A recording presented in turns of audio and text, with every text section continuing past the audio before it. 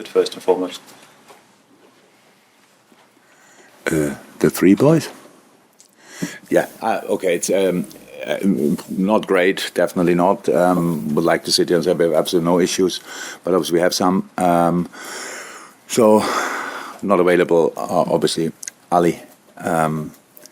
That's a muscle injury where we don't know exactly how long it takes, but definitely not in the foreseeable time. Coming back, then we have Diogo with a knee issue is ruled out. Curtis with a bone ligament issue ruled out. And then we have the others where we actually think we will deal with it day by day with muscle things. We will see for tomorrow. You see the lineup early enough, and then you can see who made it and who didn't make it, and that's it, pretty much. So all the a little bit longer term, like Trent and Dom, they are on the way back, but not in team training yet, and so that means they are not available as well. So it's that's a situation. Let me say it like that then. But what I said after the game, directly, I said as long as we have 11 players, we will go for it, and that's exactly the idea.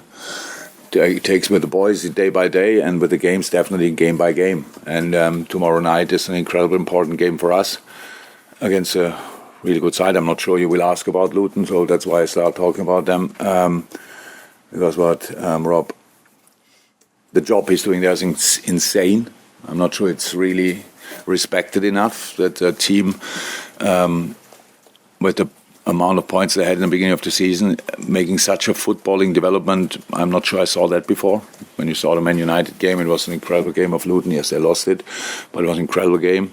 They increased possession periods during the season in a really crazy way. Good players, obviously top coached, and that will be a tough one. So we need Anfield. We need Anfield 100%. It must be a European night in England for that, and that's it. I know it's sometimes hard to talk about timescales for players coming back, but with Curtis and with Diogo, is there a danger that they become more like months rather than weeks, or too early to take with that? Yeah, but with Diogo it will obviously take rather months. With Curtis, it's with the injuries as well. So like you have important days, so day 5, day 10, they're always important days when you then judge the situation again, because it depends how nobody reacts in the same way, and depends on the pain level they still have and stuff like this. So I couldn't give you a time frame even if I want to. So that's just how it is. And when you don't have these players available, makes no sense as well just to say, okay, they will not be in before. So, how I said, they all react different to different issues, and that's what we want to take this time. To bring it to a positive, you've got this crop of young players who time and time again have stepped in and delivered. How much does that comfort you that you've got these guys who know how to come in and know how to do the job under pressure at times? Yeah, I always said we are where we are because of them. That's how it is, because the boys really delivered. And we'll see how many of them we will have to use and will give the opportunity, because obviously in a good moment they all can be in. That's how it is. And we have still options there, definitely. Players who showed already what they can do, like James or Bobby. And others even who didn't feature yet, but in and around that. Kumas, Dancy, they are all massive talents. Trey, they're all massive talents. And so we will see what we'll do. But now we are just planning for tomorrow, and then from there we go. Hi Jurgen, can I just get your reaction to Roy Hodgson standing down after almost 50 years as a manager? Oh, Roy. So I think I said a couple of times I don't really understand why he's still doing the job. So now with my situation, you'll probably understand even better why I don't understand what he's doing. And one of the greatest I ever met, definitely for that long time in the business. Human full of experience, Trent said in the beginning, kept his idea. It's always like this when it's not going well. That's the problem in our business. Then people forget a little bit how good the times were before. I think Crystal Palace could be like that if there were some supporters who were shouting that for him to get the sack. Then I definitely forgot how good a job he did in the few times when he was there. So I hope he's doing well. I hope, because that was obviously a shocker last week when I heard about he was taking ill in training. That's nothing what should happen at all. I hope he's doing well, and when he's doing well, then I wish him just the very best of times that he can have, and stay healthy. That would be the most important. But it's a bit of a shame that I couldn't say properly goodbye to him, because we faced each other quite frequently and like each other a lot. And but yeah, that's not the biggest problem. You faced a team who were expert at set pieces at the weekend against Brentford, and he's probably going to do that again tomorrow night. Is that something that you will be focusing on? We always do. Yeah. We always have to. There's no team in the Premier League who doesn't deserve the respect around their offensive set pieces, because it's just the situations get completely different judged in England. I'm long enough here to know that, meanwhile, but it's like this. It's completely different judged in England like they are in other countries. The 6-yard box is just another area where everybody can act pretty active, I would say, around the goalkeeper. So we have to be really spot on in these moments. And yes, I saw the game against United. We saw other cuts of other games as well. So set pieces are one strength. But I have to say, the way they play their system, the way the confidence level, because they are in a good moment. If you go through the results in the last few weeks, it's incredible. In the end, it's still only 20 points, if I'm right. But even the games they lost, they were really in the game. We experienced a tough game there, but that was a completely different game to how they act now. That time they were rather passive, deep defending, counter-attacking. They have that still, but now in possession, they found obviously a structure where everybody feels really comfortable. I think Ross Barkley is one of these nice stories, if you want, who really is back to its best or better, plays a deeper role, super disciplined on the ball, incredibly strong. Lokongo, when you see him playing, and you think, oh, is an Arsenal player and is they loaned him. Interesting.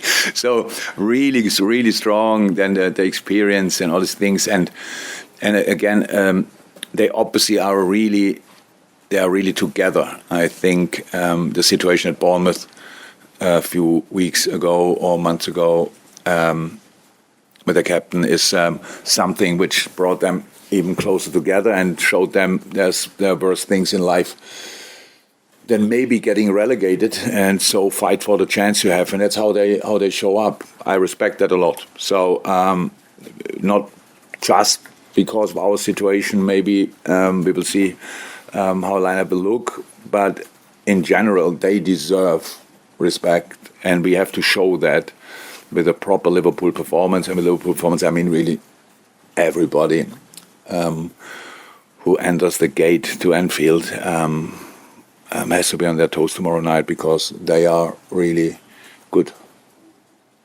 Thank you. We seem to spend a lot of the season asking you about Alexis Mac Allister playing the 6 role, but with Endo back and the midfield situation, we're probably going to see him more in his natural position. I'm just wondering how that changes things, and for him as well, to be playing in a more natural position for him. Where that comes from, what's the natural position for a player exactly? Footballers, especially nowadays, can play different positions. There's absolutely no doubt about it. I had to learn that over the years as well, and I don't mean me playing, nor me coaching. That you can use the boys and different. That you have to get rid of these clear structures. Who is where? An attacker has to defend, and a defender has to attack. That's the easiest way to put it. And Alexis is just incredibly important for us. He always was since he's here, and that he can play different positions. That he has the tactical, the brain to do that. That shows and says everything about him as a player. Because I don't think he is really bothered about. I'm not sure we have ever heard anything about that he said, I would prefer to play a bit higher, stuff like this. We don't restrict players in these moments. They have the ball. We all have to defend. We have the ball. We all have to attack. That's as easy as it is. And who is not directly involved has to protect. So that's how we understand football. And Alexis is a key part in that. And ask me or him in 5 years again, what is his natural position? Maybe you would be surprised. Any more from Blakos? Jurgen, it's quite remarkable in this season there hasn't been a single game where every member of the first team squad has been available. Like, at least one player has been unavailable at some point. You talked last week about like the flexibility of the group as a whole, but how flexible have you had to be this season and adaptability in terms of the squad selection almost being different on a weekly basis?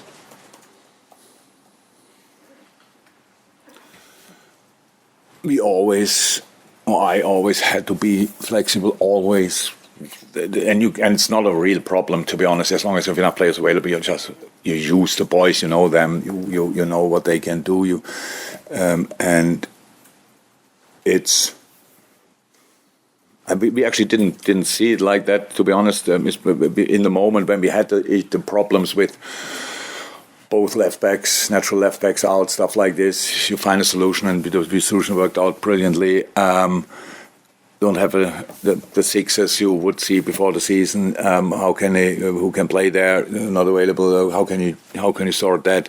So that's actually the job to do, I would say. As long as it's not an hour before the game, but because then it becomes really tricky, because that's then only a little talk and hope.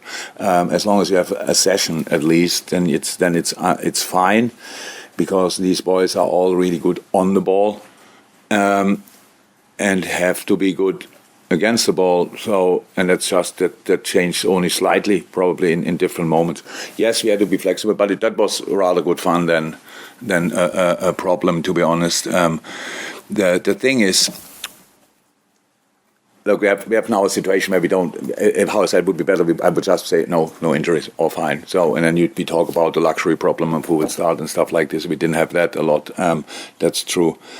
But in a moment when you just got the news, you just deal with it and then go from there. And there's no excuses. And we will trap everything. We said it before. 5,000 different ways to win a football game. We only have to find one, and that should always be possible, especially at home, where we can, if we all already generate a dynamic where people. I'm not sure if you say that in English, can grow above themselves. It's just that you really become the best version of yourself, and who cares then about the number on your back or the position you play? It's actually not really important. It's just what can you contribute, and what can you bring to the team, and that's what I think we all, if we didn't know it before, we all learned it this year, 100%. And the boys like that as well. They like the different. Approaches, let me say it like that, always based on the situation we have as a team, and that's what we will keep trying. Just one more on Cody Gakpo. He 10 goals for the season at the weekend. Fourth player to do that this season, scored 10 goals for the club. Has it kind of gone under the radar just how good a season he's having? 10 goals in all competitions so far. Look, the numbers are 100% absolutely all right, or even better. But Cody had a bit of a struggle in between the season. This was more my fault. Because, and a bit of the situation now we spoke about can Cody play a midfield position for us? Yes, he can. In different moments, is it his position now? I would say no, that's not. But the offensive part of that role, he can definitely play. But with the defensive things, which he was not used to, that cost him a bit of confidence in moments. You could see that. Just a boy who came here and was flying from day one pretty much, and then all of a sudden you saw, okay, that's now not exactly the same. So these kind of things happen. Will help him in the long term anyway, but in the short term, it's not always then directly. You cannot directly see it. But now he's absolutely there, and we will, as long as we can avoid that, we probably will not bring a midfield. And when it's very offensive, which is again, I'm 100% sure is possible. But I was not on the radar. If you would ask Cody, he wouldn't say it's the best season of his life, but we all know how good a player he is, and he's always a threat, and he can be a threat in the air. He is on the ground, really good, has a super finish, all this kind of thing, and a good nose for finishing situation, good dribbler, can keep the ball for us. Plenty of super things we can use and we need, and yeah, that's it pretty much.